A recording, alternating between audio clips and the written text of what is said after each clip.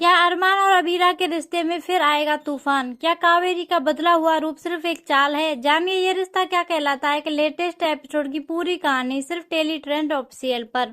Episode की शुरुआत में ही अबीरा का दर्द साफ झलकता है। अबीरा विद्या से कहती है, भगवान से पूछिए उन्होंने मुझे और माँ को क्यों दूर किया। उसके शब्दों में गुस्सा, दर्द और सवाल सब कुछ साफ झलकता है। विद्या अबीरा से कहती है, मैं आज भी तेरी माँ हूँ। वो चाहती है कि अबीरा अरमान को पौधार लॉ फर्म की विरासत संभालने के लिए मनाए, लेकिन अबीरा साफ कह देती है, मैं किसी को मजबूर नहीं कर सकती। संजय चाहता है कि अरमान और अबीरा के बच्चे को वसीयत में जगह मिले, लेकिन कावेरी गुस्से में साफ मना कर देती है। उसकी सोच अब भी नहीं बदली है, या शायद कुछ और चल रहा है उसके दिमाग में। अबीरा खुद से सवाल करती है, कहीं रूही को सरोगेसी के लिए चुनना गलत तो नहीं था।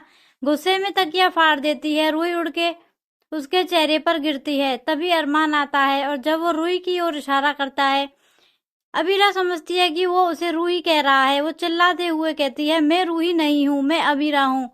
अरमान समझाता है, मैं रूही की बात कर रहा हूँ। अबीरा को अपनी गलती का एहसास होता है। एक गहरी चुप्पी दोनों के बीच छा जाती है।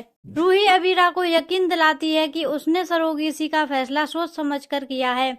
अबीरा भावुक हो जाती है और माफी मांगती है और रूही से कहती है, मैंने तेरे कंधे पर बहुत बड़ी जिम्मेदारी डाल दी। रूही कहती है, रोहित ये खुशी तुम्हें और अरमान को देना चाहता था, यही उसका सपना था।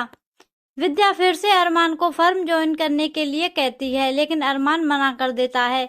वो कहता है, कावेरी ने कभी मेरी माँ की शिवानी की कदर नहीं की। लेकिन ट्विस्ट तभी आता है जब कावेरी खुद कहती है, मैं चाहती हूँ कि अरमान फर्म ज्वाइन करे। ये सुनकर सब हैरान रह जाते हैं। क्या कावेरी वाकई में बदल रही है? क्या अरमान मान जाएगा? और क्या अबीरा और अरमान के बीच की दूरियां अब मिटेंगी? इन सभी सवालों के जवाब मिलेंगे आने वाले एपिसोड्स में।